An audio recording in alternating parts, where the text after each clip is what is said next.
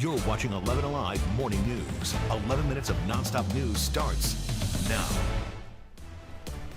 It has just been a red alert all morning despite the wreck clearing I-20 westbound at Wesley Chapel. We're clocking 5 miles of backup. An 11 Live day on tap means it's going to be a perfect day weather-wise. I have all the details for you coming up. We continue to follow the next steps for former President Donald Trump and 18 others after election indictments in Fulton County. And right now, these defendants have just 9 days to turn themselves in. It'll go fast. Christy Diaz is at the Fulton County Jail. Christy, likely the next stop in the process. That's right. It looks like the former president and all 18 of his co-defendants will come here to be fingerprinted, take a mugshot, and be officially booked into the jail just like any other defendant. And that's what will stay the same. We can already see a few differences, though, of what would be a normal day here at the Rice Street Jail.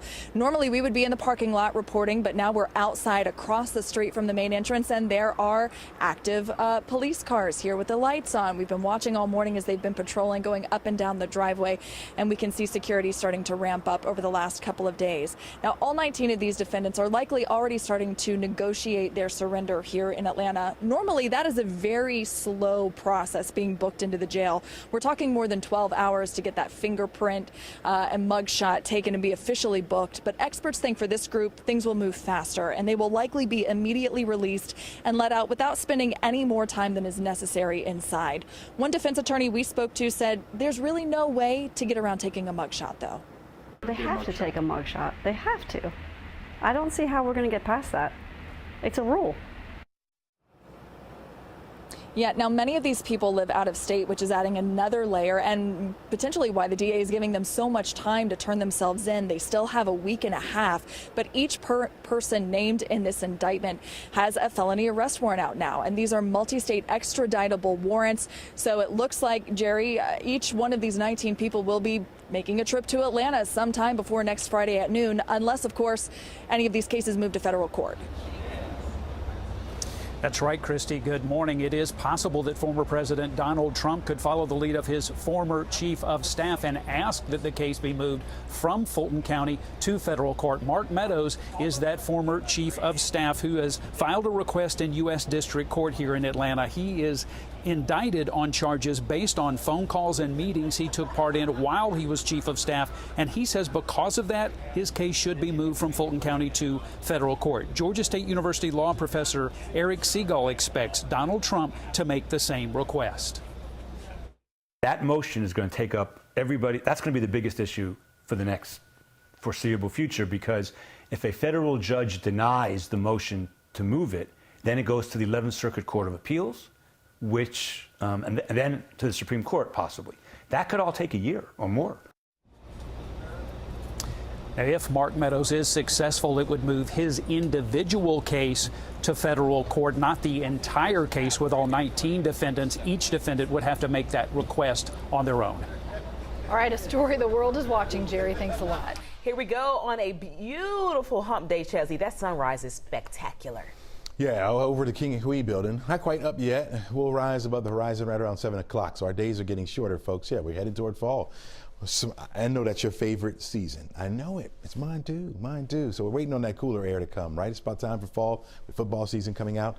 Yeah, but we got to get there first. And today won't be one of those fall-like days. It's going to be another warm one for us, but very comfortable because a cold front has passed through and knocked our humidity down, taking away those clouds, taking away the threat for those afternoon scattered thunderstorms. We don't have to worry about any of that today. Even the clouds that we had through the overnight have now begun to move out of our area. So mostly sunny skies pretty much all day. 83 will be our temperature by noon, on our way to 88 for an afternoon high temperature. Drop back down to 83 degrees by 7 o'clock tonight as your Atlanta Braves sweep the Yankees. What happened to the Yankees? They were supposed to be so good this year, right?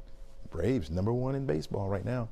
Phillies are on their tail, though, just to let you know. We're looking at dry sky, and right, you have the drier air starting to work in, cooler air starting to work into the area, so it's going to be nice here for not only today, but for the next couple of days until some of that moisture starts to move back in. Now, certainly 88 for a high temperature is just below our average for this time of year, but some of that heat will start to come back on us, especially as we head toward the weekend. There's a better look at the front, now heading a little bit further down to the south. Ahead of it, or at least in front of the front. That's where we have that moisture. So more thunderstorms in the central and southern portions of the state for this afternoon. In fact, that dark green shade means a level 1 threat for severe weather. Not for us. That'll be way down here to the south. You can see how we dried out. Not even that light green over us anymore, right? Not even the threat for just a general thunderstorm today. It's just going to be a nice dry day for us. Drier air already working in, and that's the way it's going to be for the next couple of days. Nice here. So then we turn our attention to the Gulf just to see if there's anything brewing, right? Or out toward the Atlantic Ocean, see if we have any waves. And we do have a couple waves coming off the coast of Africa.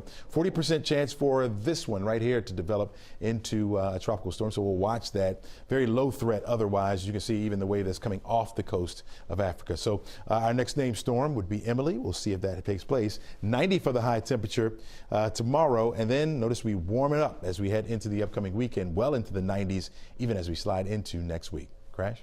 All right, you are not sliding anywhere on that East Expressway. The red alert will continue. The wreck long gone, I-20 westbound at Wesley Chapel, but the memory lingers. 5.5 miles of memory. That's the backup we're looking at right here.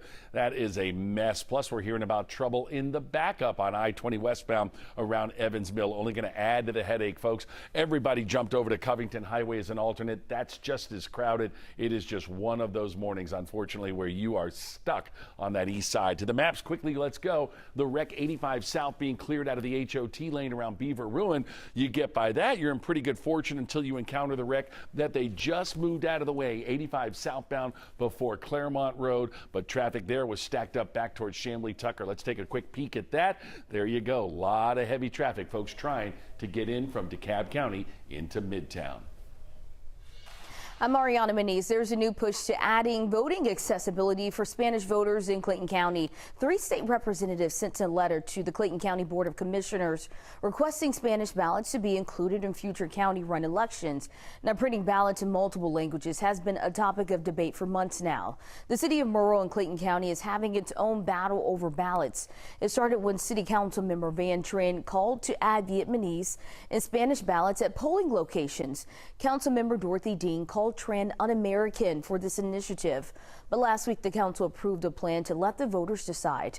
The decision will be put up as a referendum in the next election. Currently, only DeKalb and Gwinnett counties provide ballots in languages other than English, but many counties will provide translators to assist voters. Back to you.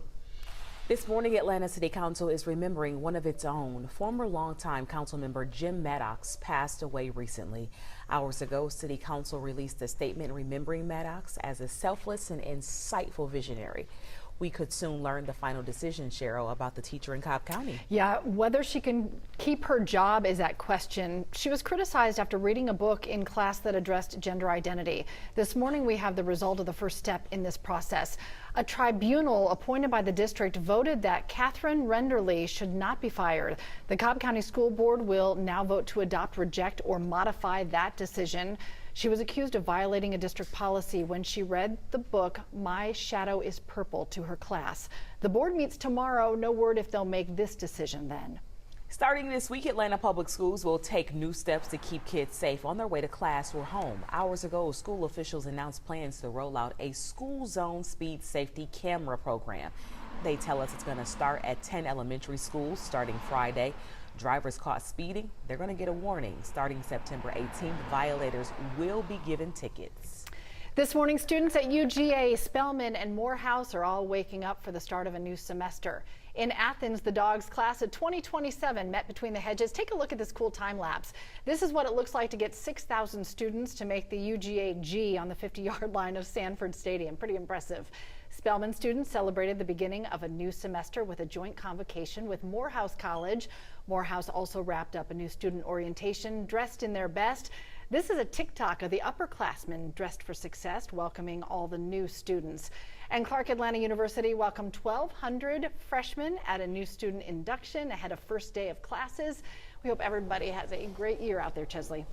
Absolutely. You know, it's comfortable out here today. I can't stress it enough. My pick for the week, 83 degrees will be a temperature by noon. Just in case you got lunch outside today, it's going to be very, very nice. Even walking the dog, by the time you get home, you're looking at temperatures right around 88 degrees for an afternoon high. Got some yard work to do. Today would be the day to do it, where it's going to be comfortable. By 6 o'clock, your drive home will require the shades. We'll have the sunshine around. Temperatures back to 83 degrees by then. It is still a mess for our friends at Conyers. I-20 westbound jammed as you make your way in from 138 to the perimeter. Even your alternate Covington Highway is a nightmare. I'm going to get you an update at 7:26. At least that live look of Midtown is in pretty good shape. Ooh, it's a rough start. Our coworkers who were stuck said they were in that traffic for 3 hours. They should have called. They cut the cars off. Yeah. They took a nap. I was going to say I'd be reclining, snoozing. I would have turned around and went back home. See you tomorrow. Live look at the airport. Have a great day, everybody. We'll see you here back tomorrow morning.